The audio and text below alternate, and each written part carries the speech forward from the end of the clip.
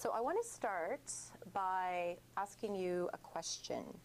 I'm going to give you some multiple choice answers and just curious to know what you think. So what is an independent medical assessment? Is it when there's a panel of medical experts and they see an injured worker evaluate his or her medical condition and then provide feedback to the WCB? When a healthcare provider internal to the board reviews a claim file and provides advice for claim management purposes? When a specialist determines an injured worker's level of impairment after maximum medical recovery has been reached? Or the workers' healthcare provider, along with a team selected by the Workers' Compensation Board, provides an assessment about a worker's recovery and why it has stalled. So who votes for A? B? C? Yes? D? Okay. So, oh, yeah, well, you can, well, that's interesting that you say that, because according to the study, the participants in this study, it's all the above. So we can certainly discuss that as the presentation goes on. So as I'm sure you're aware, most workers' compensation boards carry out some forms of independent medical assessments. And the premise is that these are evidence-based, objective measures of disability, that they provide expert advice on eligibility for cover and entitlement and determine the level of disability and or impairment. However, research has pointed to some dissatisfaction with the IMA process. So from the injured worker's perspective, the process is sometimes viewed as being biased, untherapeutic. It can be painful, so if the worker has to do certain things during the exam. Inconvenient if they have to travel long distances to get to the appointment. And there's a perception that the IMAs are done with a view to cutting benefits.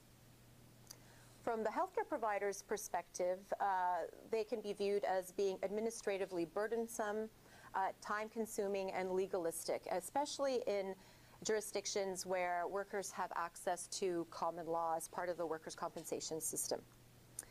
Now, much of the research on IMAs has come from the US, so it's difficult to generalize to other settings where there might be different social and healthcare arrangements.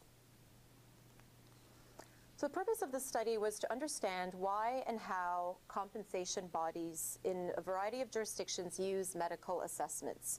So when are the assessments done and by whom? What models of procurement are used? How is quality assessed, including quality and timeliness of the reports? And what are some of the challenges and best practices in various systems? So the study was funded by the ACC, which is the Accident Compensation Commission in New Zealand, and they were interested in a study such as this because they have identified issues in their own system. So they, one of the issues they identified was just variable reporting in both the quality of the reporting and the timeliness of the reporting. A public perception that clients really have a limited choice in assessors.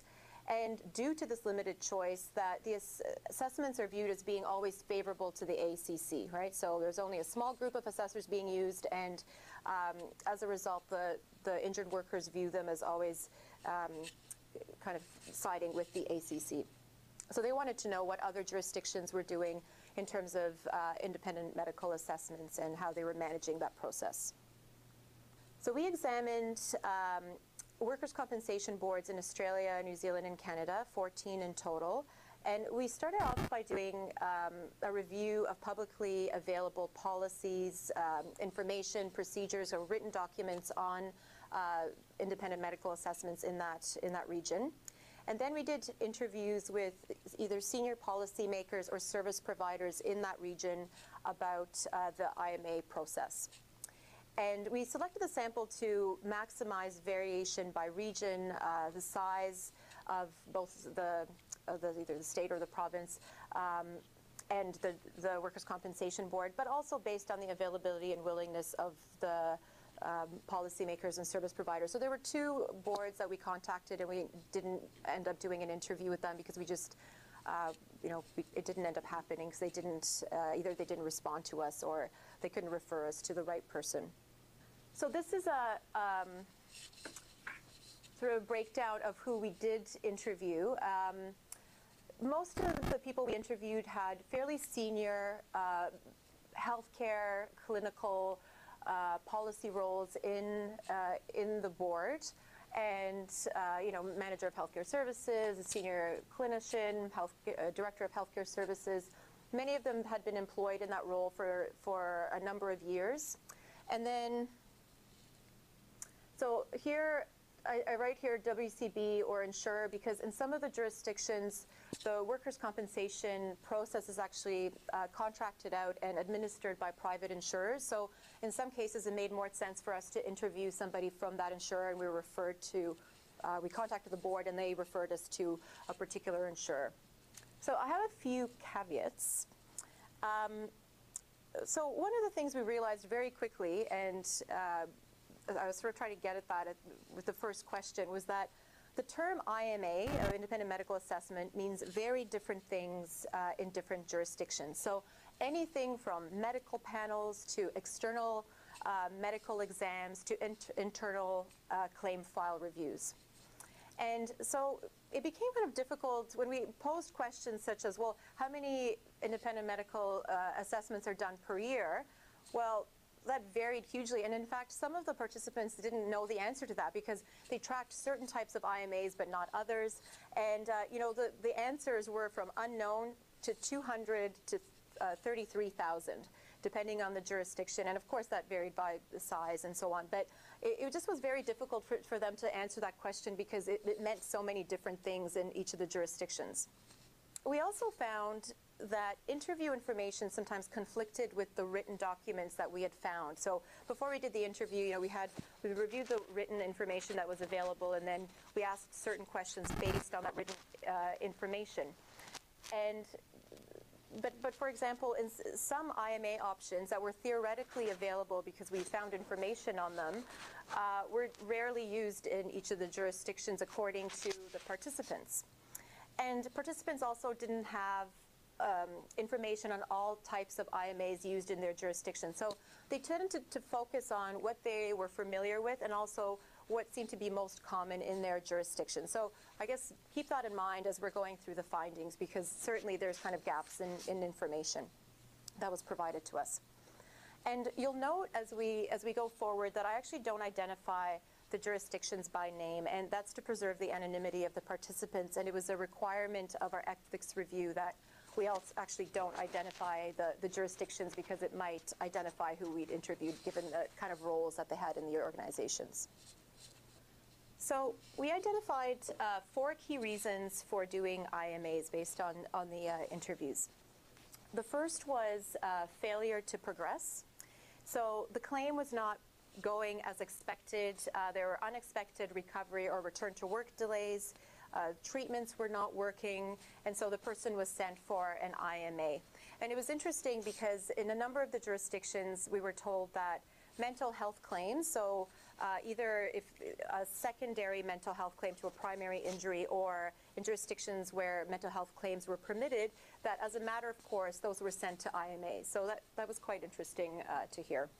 Another reason for doing an IMA is to assess permanent impairment.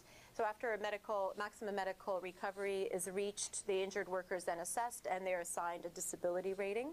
Medical disputes was another one, and this one was often, these were handled in-house. So an IMA would be done when there were differences in medical opinion between, let's say, 2 specialists that the person saw, or to review a treatment path or some sort of experimental therapy that was being proposed. So that was often done in-house. And then finally, to determine liability or cut benefits. So to determine the work-relatedness of the injury, the IMA might be done at the start, or to decrease or cease payments. And IMAs were often used as a form of evidence in court, again, in jurisdictions where that was permitted as part of the workers' compensation system, as it is in some jurisdictions in Australia. And then people talked about a few other reasons, like a review of injured worker surveillance footage, determining fitness for work, return to work planning, or just getting a fresh medical opinion were some of the other ones that were mentioned.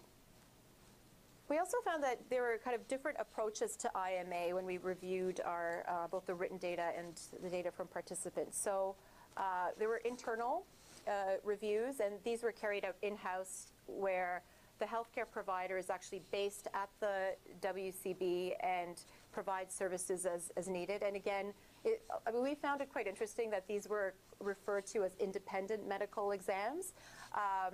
But from the perspective of the participants, I think to many of the participants, they were independent from the treating physician, right? So the independence was from the treating physician, not necessarily independent from the board, I guess, right? But that's certainly something we can talk about. External, so these are IMAs carried out by medical legal clinics or by a healthcare provider who has an ongoing relationship with the board or contracts with the board at an ad hoc or as needed basis. Collaborative, so these are IMAs where healthcare providers from various disciplines would get together and they would have ongoing discussion and contact about the worker's condition or progress. And there's a lot of sharing of information both about the outcome and the process with the injured worker and the healthcare provider, the treating healthcare provider. And then individualistic. So this is sort of the traditional IMA that's done by one healthcare provider that's not the treating provider. Based on an exam, there's little contact with other healthcare providers or sharing of information with the injured worker. And then in-person exams, so that's pretty straightforward. The person actually goes in and has a physical exam. And the healthcare provider is then sent a file or information as summarized by the case manager. And paper-based. So that's the claim file review based on questions posed by the case manager. And the worker is not seen in person. And they don't necessarily even know that the process is taking place, right? They don't necessarily know that their claim file is going through a review. Now, of course, these are not mutually exclusive, right? So you might have a in-person exam that is individualistic, or you might have an in-person exam that's collaborative. And that certainly varied by region. We found that in all jurisdictions engaged in some forms of IMAs, and it was interesting because we found in North America the WCBs seem to be moving away from kind of traditional IMAs where it was a one-on-one assessment by a specialist outside of the WCB, and instead we're kind of moving towards what they called a whole person model of assessment, so carried out by a multidisciplinary team where there was some input from the treating physician or healthcare provider, some input from the worker, and there was very detailed reporting about the process that was shared with the team. And also, we found that the participants told us that they were increasingly starting to use these in-house medical teams where, and this is potentially decreasing the need for other types of traditional IMAs. So they were doing these kind of internal claim file reviews. And there also seemed to be a bit of a staged approach in some of the jurisdictions where first an in-house healthcare provider was consulted and they would do a claim file review. And if more information was needed, or the healthcare provider would actually see that person, or they would be referred out to an assessment within the community. And medical panel reviews, we were told, were often reviews of last resort. And the part was because they were very cumbersome to get together, and you had to bring a bunch of different healthcare providers together. It's very, very administratively cumbersome. Like I said, there was also a disjuncture between the publicly available information on IMAs and what was happening on the ground as it was reported to us.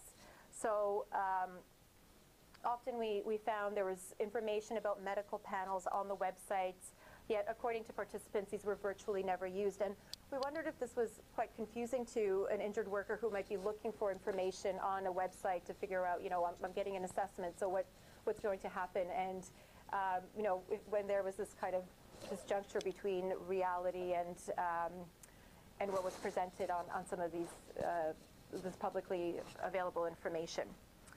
We also found, we were actually quite surprised by the variation in practices and approaches. The jurisdictions they're not so wildly different in terms of how the workers' compensation system is managed. You know, of course, there are some that do the contracting out to private insurers, so that's different than, you know, in some, that varies by the jurisdiction. And then the fact that people can submit a common law claim, of course, is not common to all jurisdictions.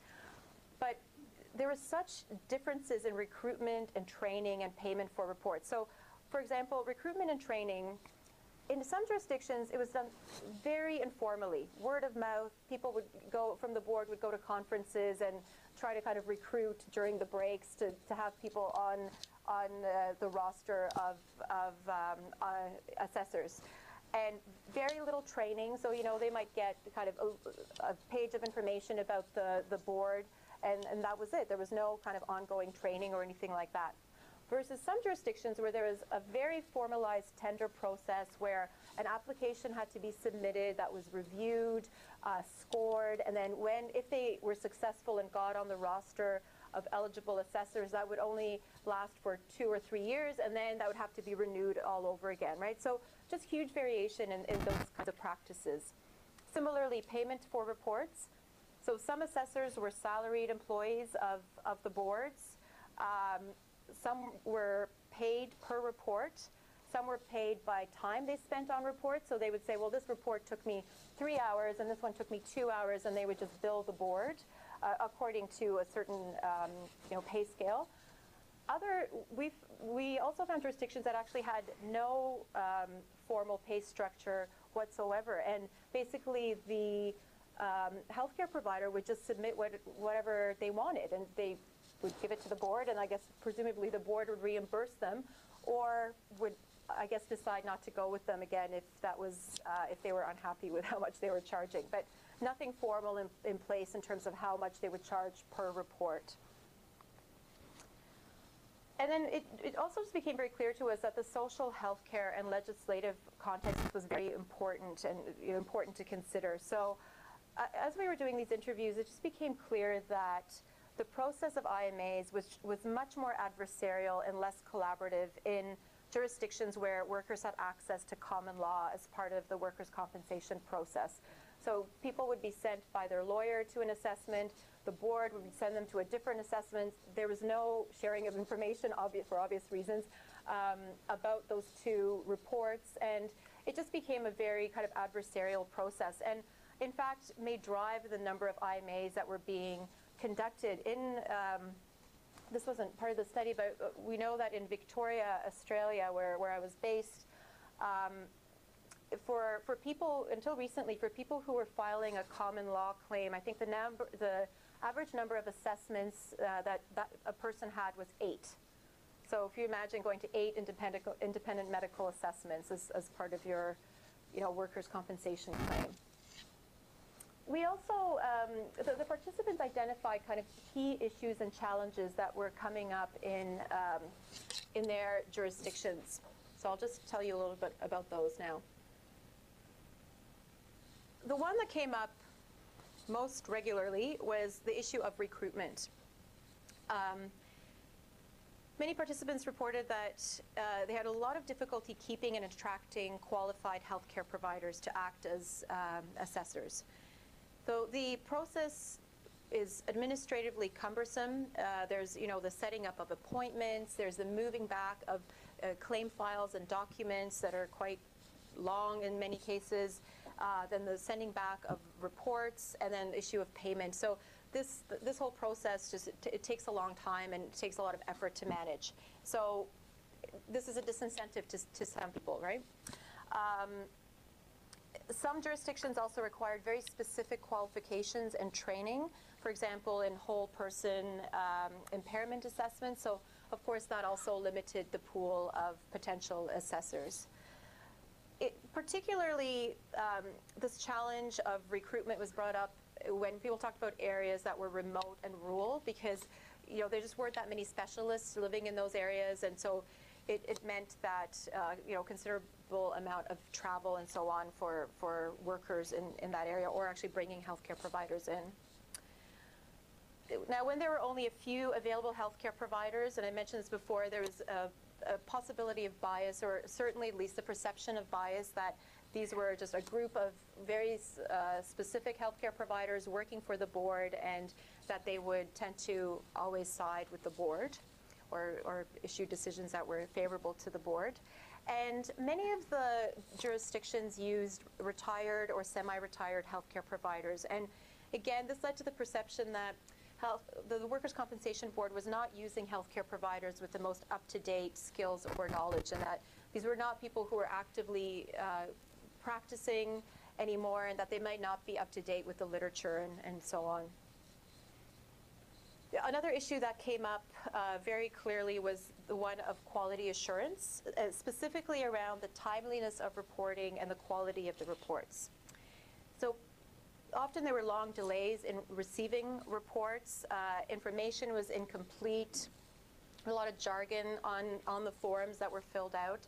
And in these cases, the reports were not really useful to the case manager if they wanted to use them as a case management tool.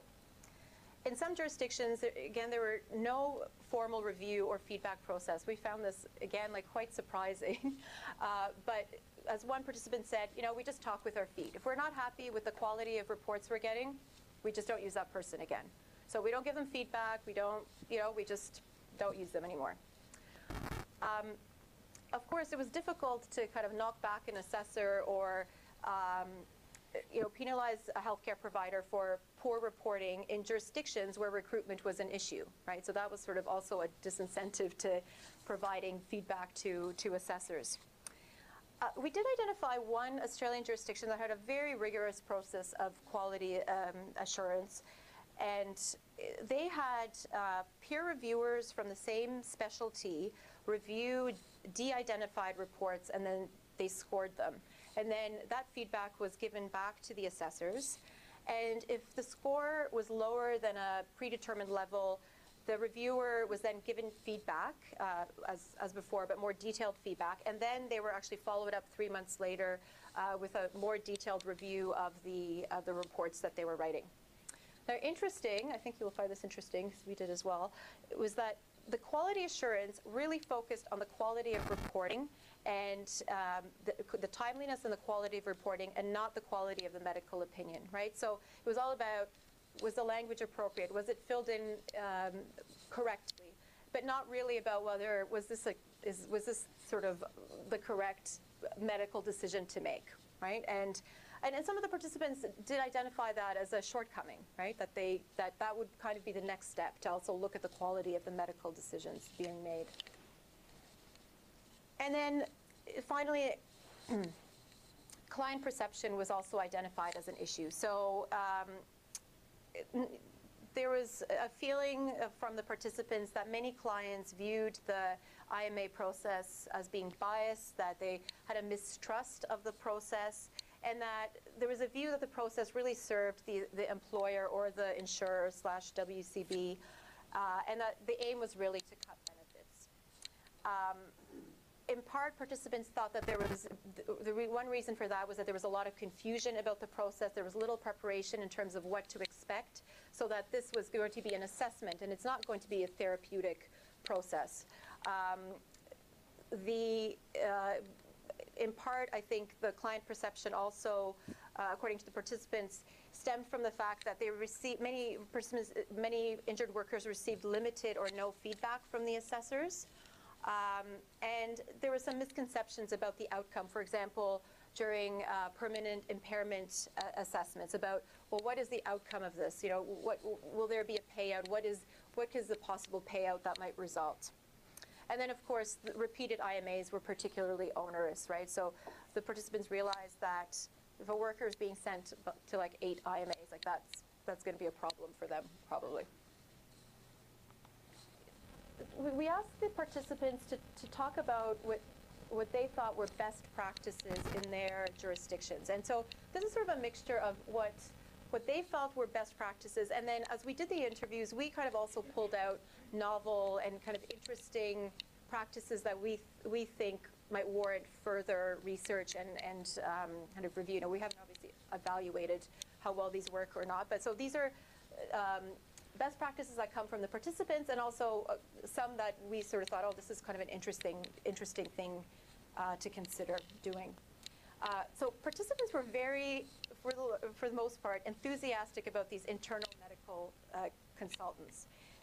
They said that, not every matter needs to be sent out for an external independent medical review. And having someone who's working at the board, who's a healthcare provider, allows them to get quick referrals related to medical matters. They have greater control over the quality of the reporting. So if they're not happy with the report, they can just run upstairs and say, oh, you really need to fill it out this way. We don't understand this language that you're using. And they felt that in-house medical staff can really help case managers make well-informed decisions. And in turn, the medical staff can learn from the case managers. So they understand the workers' compensation process in a way that people who are working outside of the process do not. And they said, in many ways, this kind of having these internal medical consultants makes the assessment process less burdensome for the workers, or decreases travel, having to travel, and so on. So, it's interesting. I feel like they probably have some good points, although, again, you sort of have to question whether, if you're talking about independence, yes, they're independent from the treating healthcare provider, but obviously, they're working within the board, right? Another issue, another sort of set of programs that were viewed very favorably was having incentives for medical assessors. So how can WCBs attract and retain assessors, we asked. And some of the answers we got was, well, you really need to provide people with opportunities for ongoing training to keep them engaged. You need to provide them with high monetary reimbursements, and in particular, find ways of decreasing the administrative burden of engaging with the process.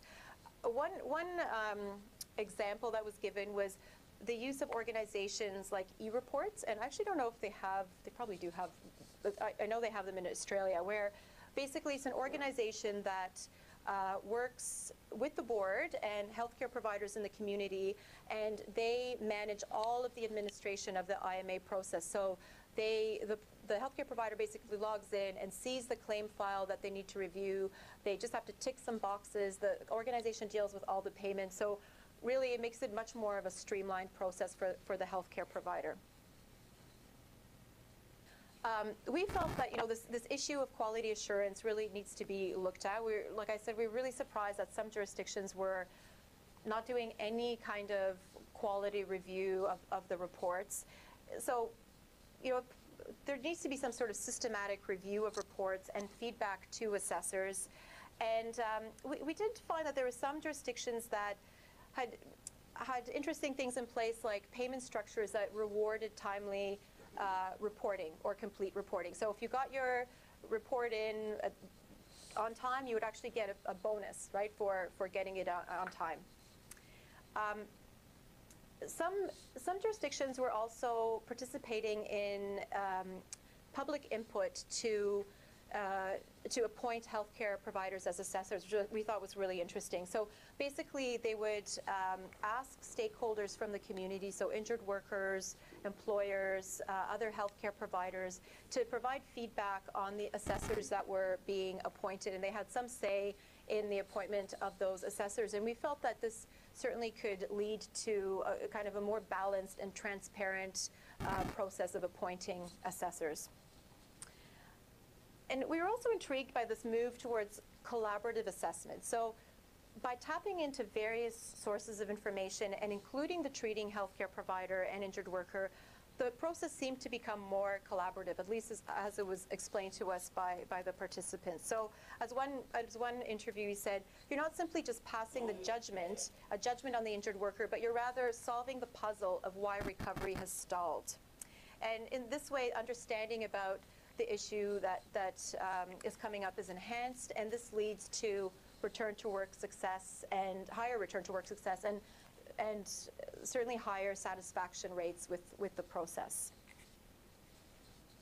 We certainly felt that it was important to prepare workers for what they should expect when they were going to an IMA, given that there were so many different types of assessment and the conflicting information. So will it be one panel, one person? Will it be a panel?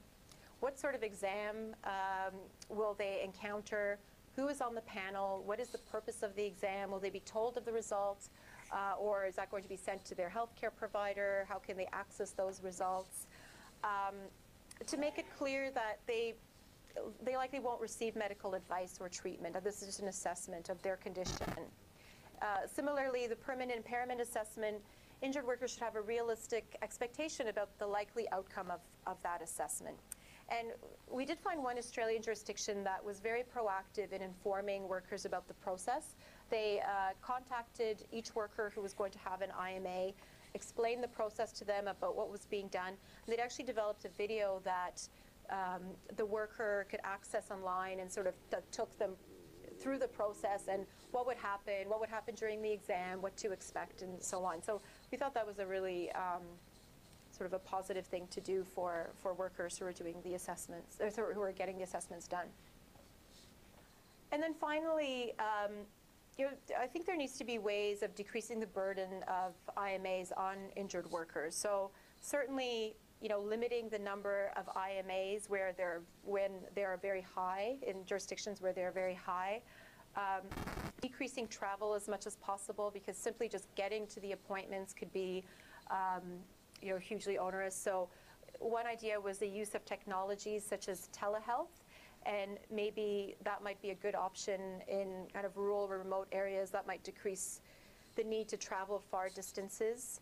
And we felt that IMAs may be viewed in a more favorable light if they actually result in a tangible benefit for the worker. And maybe this was what's happening with the collaborative assessments. If workers feel that they're kind of getting something out of it, there's a team that's helping them figure out, well, why is their recovery stalled? That might be sort of improve how they view the process, or even getting a referral to specialty services, sort of that they're getting something out of it, that they're not just sort of passively being assessed. I'd just like to end with a few research questions and areas that came out of this research. And this study was very small, and our funder was specifically interested in us speaking to the people who are working at the compensation boards, who are working in a service or policy role. And obviously it would be important to understand how injured workers perceive different types of medical assessments. And are there certain ones that are more terrible than others, or are there some that are actually positive? What could help improve their experiences during this process? And then from the assessor's perspective, what could facilitate their engagement with the WCB and with the injured worker undergoing the assessment? So obviously the issue of recruitment was one that came up repeatedly. Well, what would help assessors kind of stay on and work with the WCB? An examination of forms and templates and guidelines used for various types of assessments might also be useful in understanding how reporting could be improved. And again, this issue of, well, should medical evidence provided by IMAs also be evaluated, and not just the report quality, but actually the medical evidence.